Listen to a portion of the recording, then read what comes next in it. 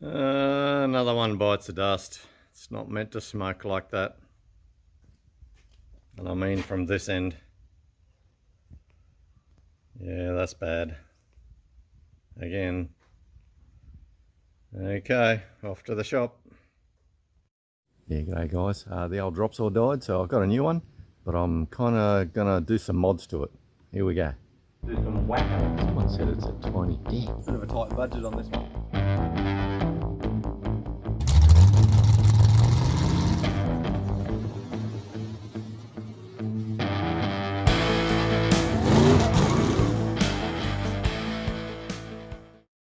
Here we go. I bought a brand new cut-off saw. Main reason is the old one died.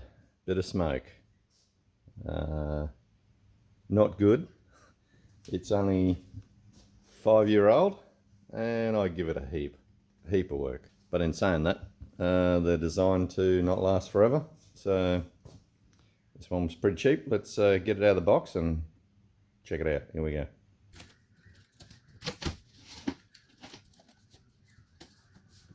Ooh, shiny. New tool that I'll probably never use.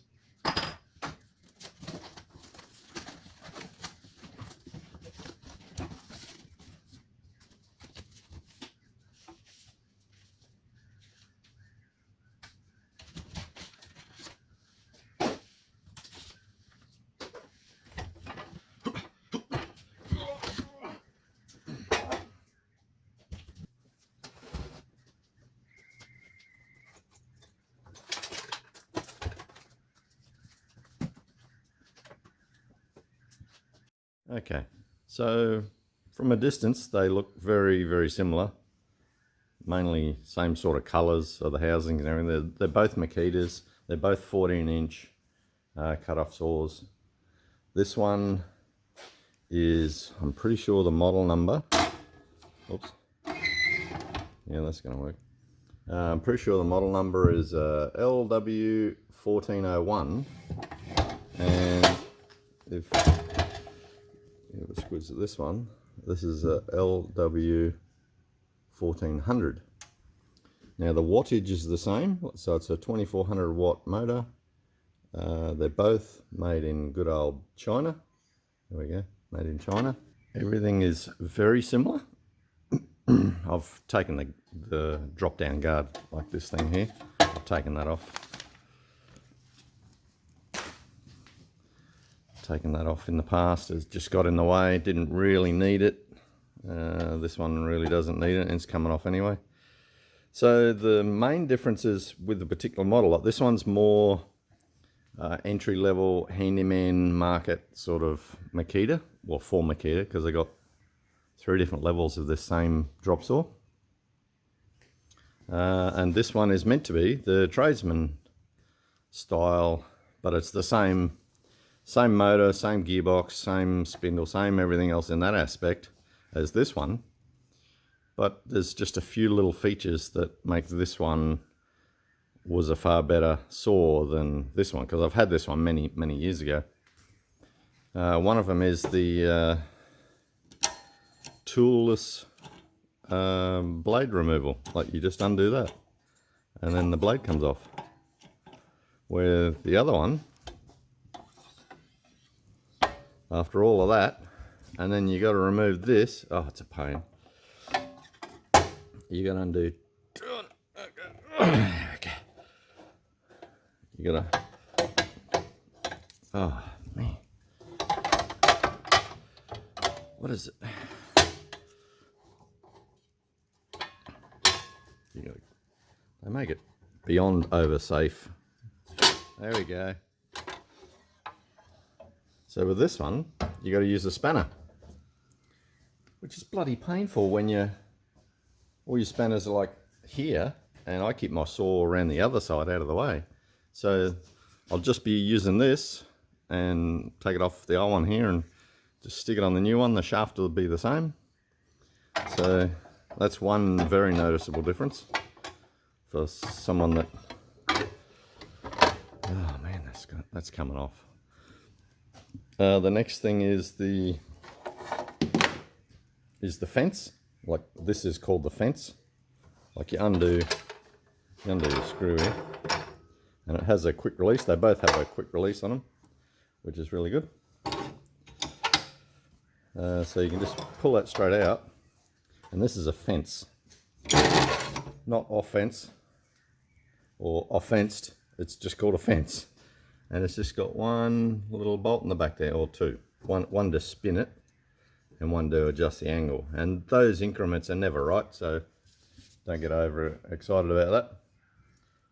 And this one has a more adjustable, a toolless adjuster, so you can just bring that one out like that, and it's a lever, and you just tighten that back up again. Where this one, you got to use the same tool to undo your nut with. So there's just a few little indifferences from the two different saws. And the other one, see how I undid this chain before? Because it hooks onto the bottom of this one.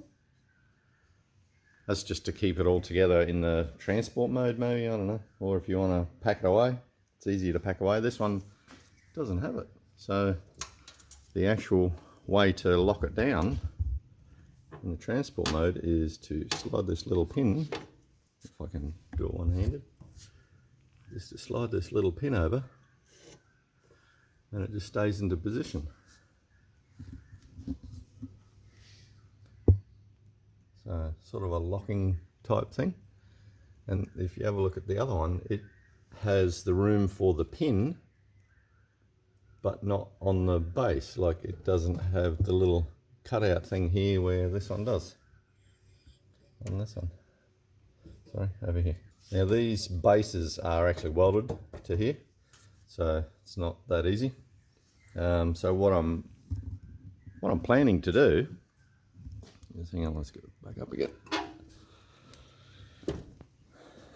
is to put this whole head unit onto this base.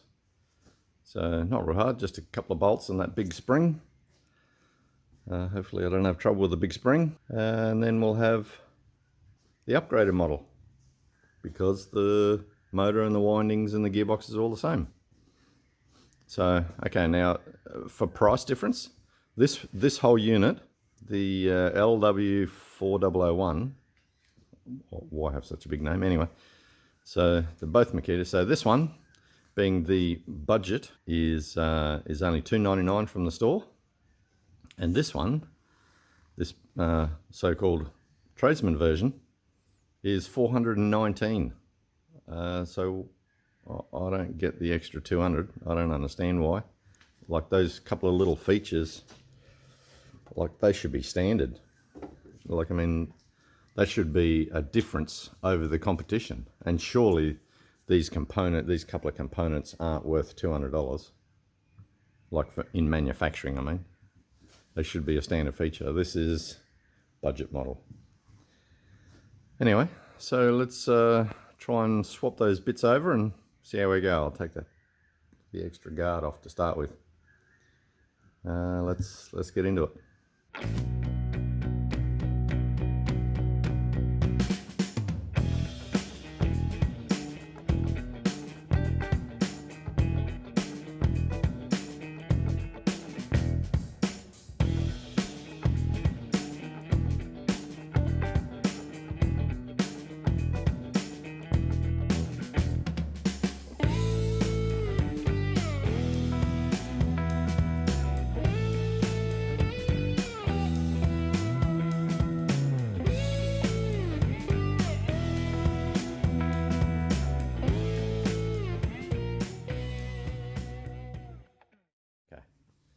Got this base stripped down, which is the one I want to use, and the main difference is, you can see these series of 3 holes here.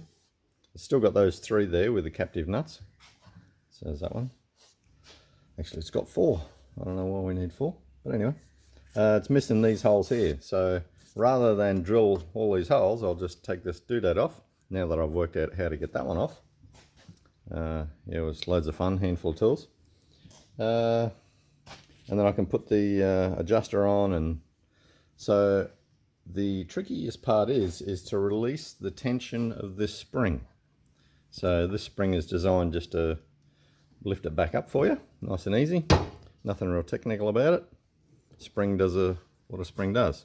So to take that tension off, I was trying to lift it up there, but this spring kept going sideways. Anyway, there was a bit of a muck around there. So what I'm planning on doing is just do this little tiny bolt, and this whole thing will just lean over and release the tension off the spring. So then I can pull the bolt out, lift the whole mechanism out, plonk it straight on here, and we're away. So now that I worked that out, should be easy. So I'll set the camera back up on the tripod, and we'll take this little bolt out and pull that mechanism out. I'll take the blade off first.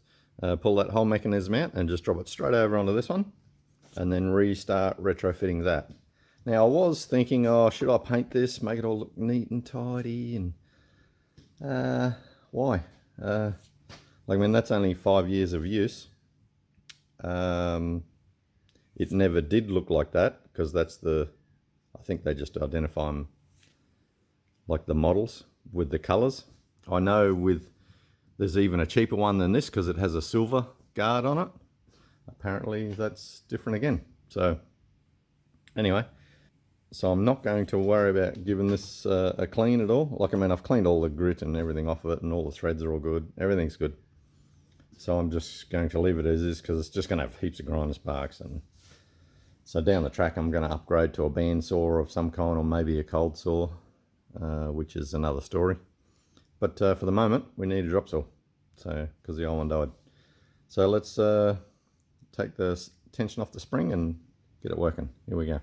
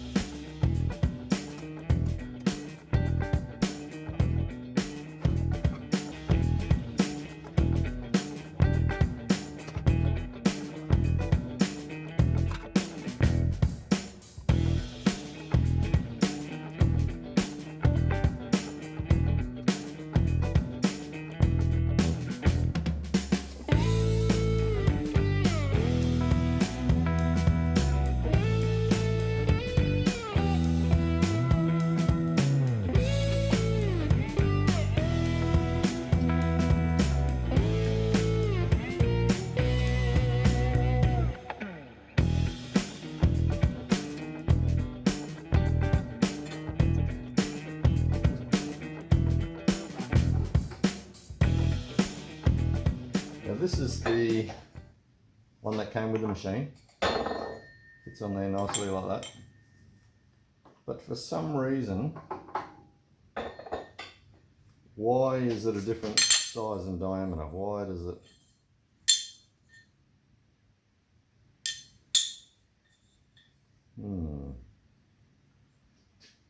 But that one came on this one, so I'm happy to use that. Now the thing that, when you've got a saw blade and you're cutting away, that one's in the center, right? So you're cutting away, and this blade, being abrasive, wears out. So when this wears out, it gets smaller and smaller. So the size of material that you can cut is a smaller piece, so you don't get as much out of the blade. So if I was to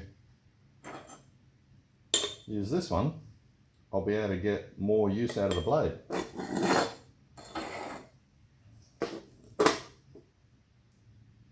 So I'll be able to use more of the blade before it's worn out. So I think I'm going to use these ones. Can't see why not.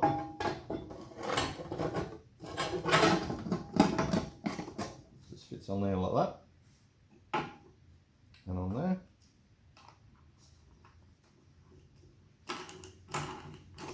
Now that just does up like that, but then when you start turning it, it must have some gear mechanism inside. I'm sure it does. So we're away. Actually, I might be able to put this little guard on. That doesn't affect that. I think we could put that one on.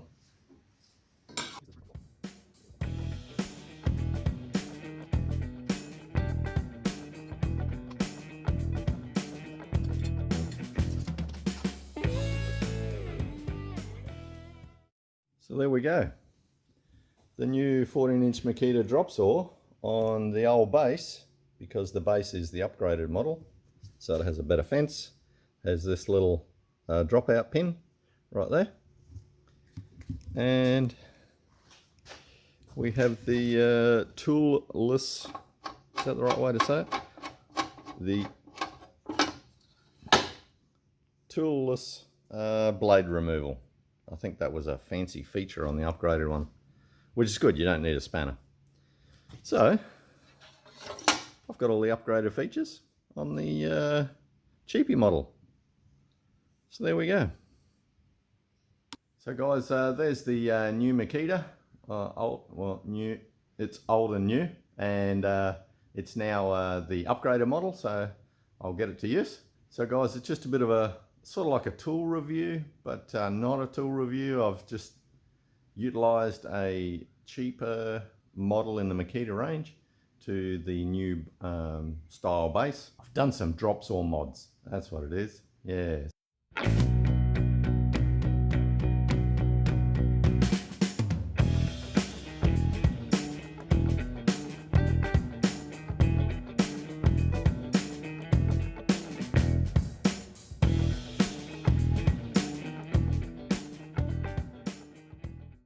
I think it says portable